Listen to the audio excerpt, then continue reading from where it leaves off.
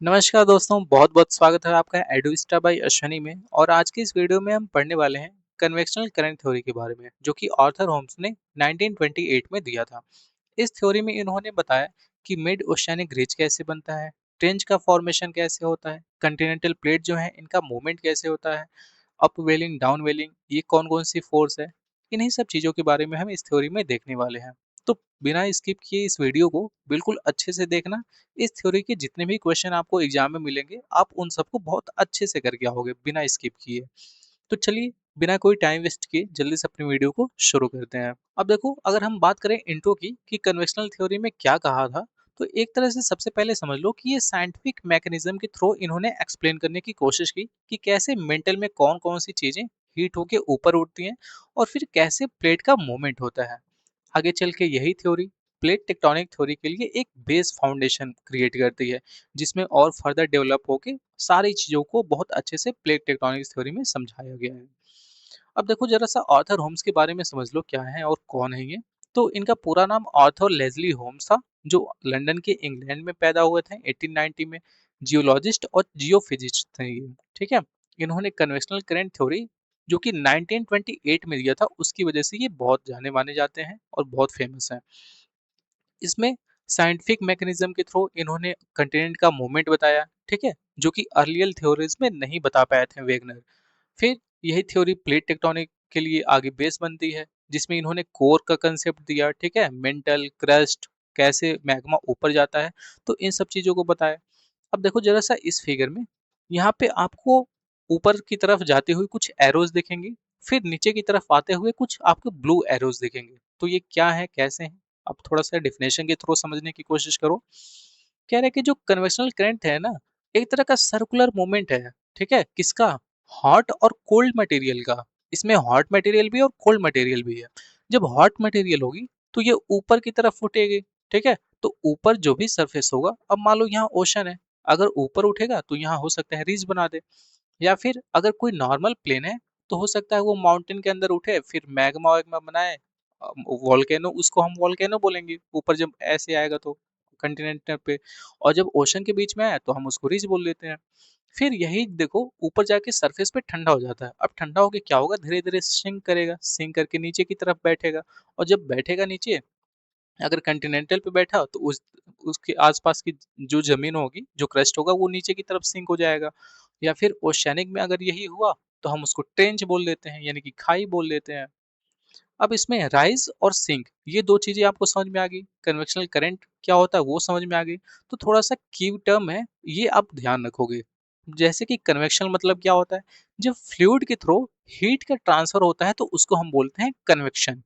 Less dense क्या होता है, जब मटेरियल ऊपर की तरफ उठता है। अब देखो, लेस डेंस नाम से ही क्लियर है कि बहुत कम डेंसिटी है। और जब भी कोई चीज गर्म होती है तो उसके मॉलिक्यूल्स दूर दूर हो जाते हैं, इसकी वजह से लेस डेंस होता है।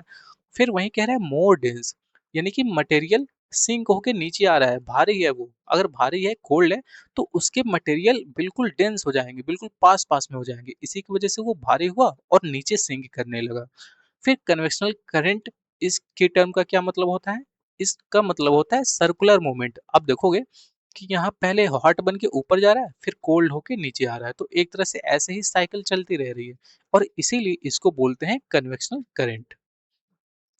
अब फिर इसका रोल क्या है कंटिनेंटल मूवमेंट में? तो इसका रोल है अपवर्ड एंड डाउनवर्ड। जब अपवेलिंग होती है तो ये जो आसपास के ऊपर की जो क्रस्ट होती है उसको एलिवेट करने का काम करता है, ऊपर उठाने का काम करता है, पुश करता है। और जब डाउन वेलिंग होती है तो सिंक होता है। ठीक है। आप देखोगे कि ओशन में पुल करता है, खींचता है नीचे, तो ट्रेंच बनता है। वहीं कंटिनेंटल पे आप देखोगे, फिर अगर मान लो वही कंटिनेंट पे बना, ठीक है, जैसे मान लो ऊपर कंटिनेंट है, वहां पे सिंक किया तो जो ऊपर का क्रस्ट है वो भी थोड़ा सा नीचे बैठ जाएगा। तो यही सब चीजें आपको इसमें देखने को मिलता है।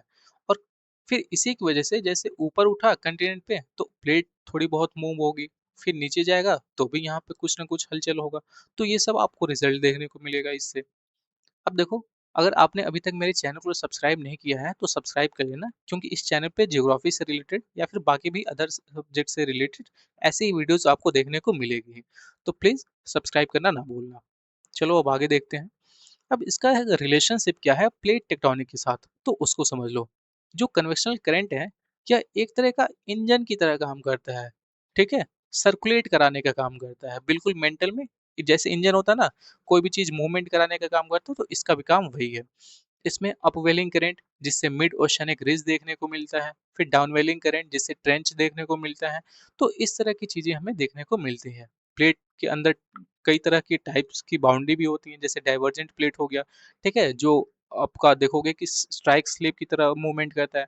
फिर कन्वर्जेंट हो गया जो आमने सामने मूवमेंट करता है प्लेट में। फिर ट्रांसफॉर्म बाउंड्री, सॉरी, डाइवर्जेंट पे एक दूसरे से दूर जाती है, मैंने ट्रांसफॉर्म बाउंड्री बता दिया था।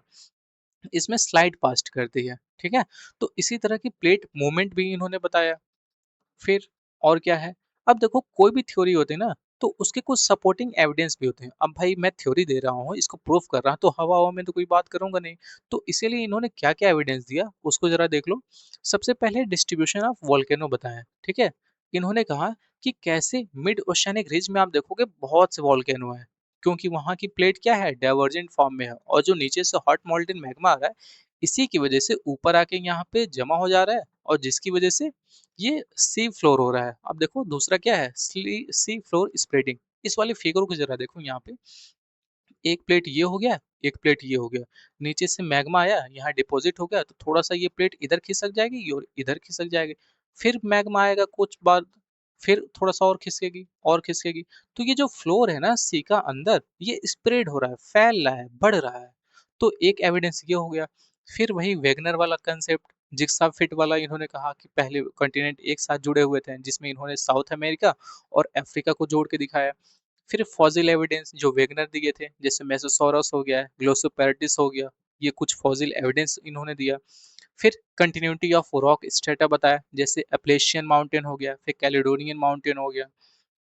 हीट कैसे ट्रांसफॉर्म होता है, पैटर्न इसका क्या है, ठीक है। हीट को कैसे रिकॉर्ड करते हैं मिड ओशियनिक रीज में, वो बताया कि जो मिड ओशियनिक रीज है यहाँ पे हीट ज्यादा होता है। क्यों होता है, वही क्योंकि यहाँ पे कंटिन्यूअस हॉट मेल्टेड मैग्मा ऊपर की तरफ आ रहा है। फिर सिस्मिक एक्टिविटी से भी इन्होंने एविडेंस दिया। तो ये सब कुछ एविडेंस है जो अपनी थ्योरी को इन्होंने प्रूफ करने के लिए दिया था।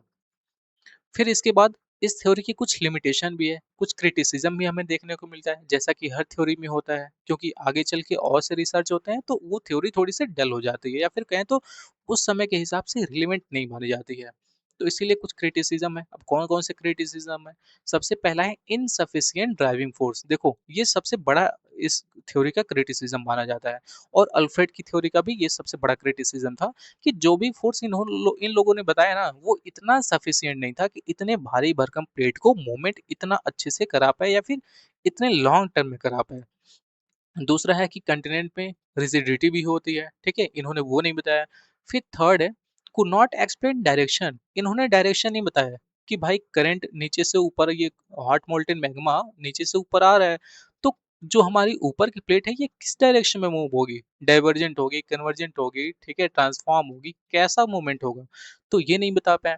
फिर फोर्थ है, ये माउंटेन बिल्डिंग को नहीं समझा पाए कि आखिर जो हमारी माउंटेन ये मैग्मा आ रहा है, तो इससे माउंटेन का फॉर्मेशन कैसे हो रहा है। अब अगर आगे यहाँ डिपॉजिट हो रहा है तो ठीक है, ट्रेन यहाँ पे रिज बन गया, अगर ओशन है तो, अगर माउंटेन है ऊपर तो, ये नहीं बता पाए।